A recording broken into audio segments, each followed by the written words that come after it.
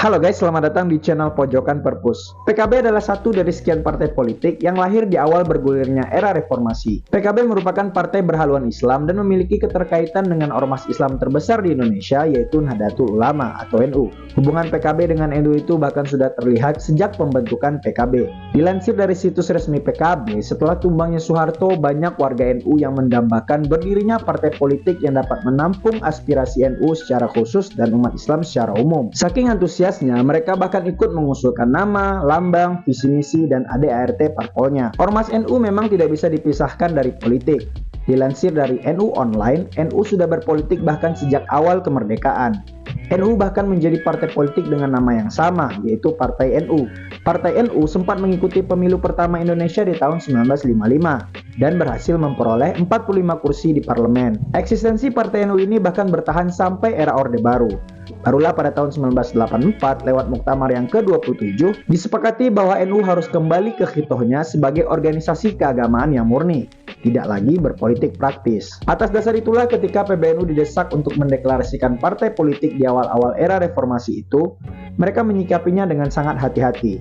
PBNU tidak ingin NU kembali ditarik ke politik praktis.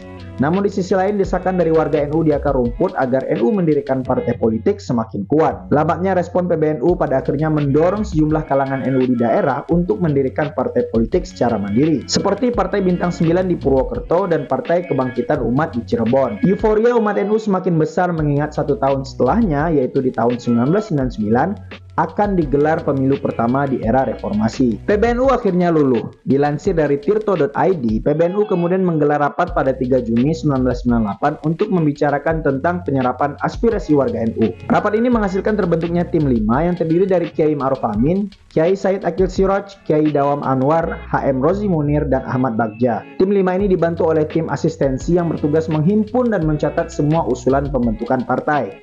Salah satu yang tergabung ke dalam tim asistensi ini adalah Muhaimin Iskandar. Setelah mendengarkan usulan demi usulan dan berembuk secara matang, pada akhirnya terbentuklah satu partai politik yang resmi menampung aspirasi warga NU.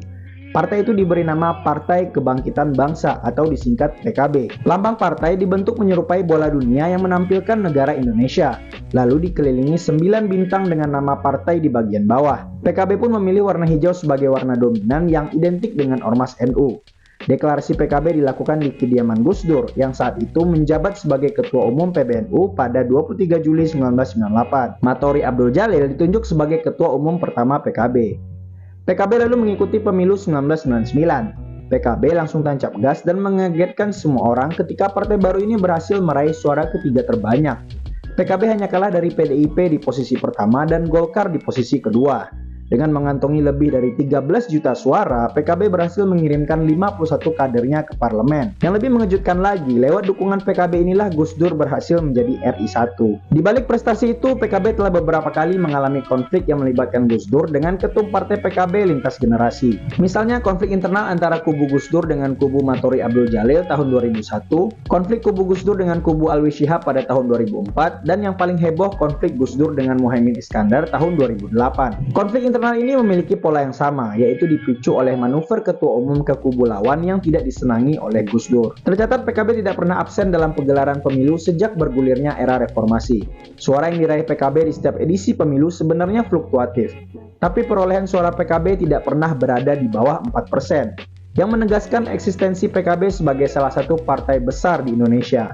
Pada pemilu 1999, PKB berhasil mendapatkan 12,61% suara nasional. Pada pemilu 2004, PKB mendapatkan 10,57% suara nasional. Suara PKB sempat anjlok drastis pada pemilu 2009 karena konflik Gus Dur dan Muhaimin, di mana PKB hanya mendapatkan 4,94% suara nasional, hilang setengah dari perolehan suara di tahun 2004. Ketokohan dan popularitas Gus Dur memang menjadi pendongkrak suara PKB pada pemilu 1999 dan 2004. Maka ketika Gus Dur menarik diri, suara PKB terjun bebas di tahun 2009. Namun, suara PKB berhasil naik kembali pada pemilu 2014, di mana PKB berhasil mengantongi 9,04% suara nasional. Begitu juga pada pemilu 2019, suara PKB naik sedikit ke angka 9,69% suara nasional. Ini artinya Muhaimin Iskandar cukup sukses mengonsolidasi kembali basis elektoral PKB pasca ditinggal Gus Dur.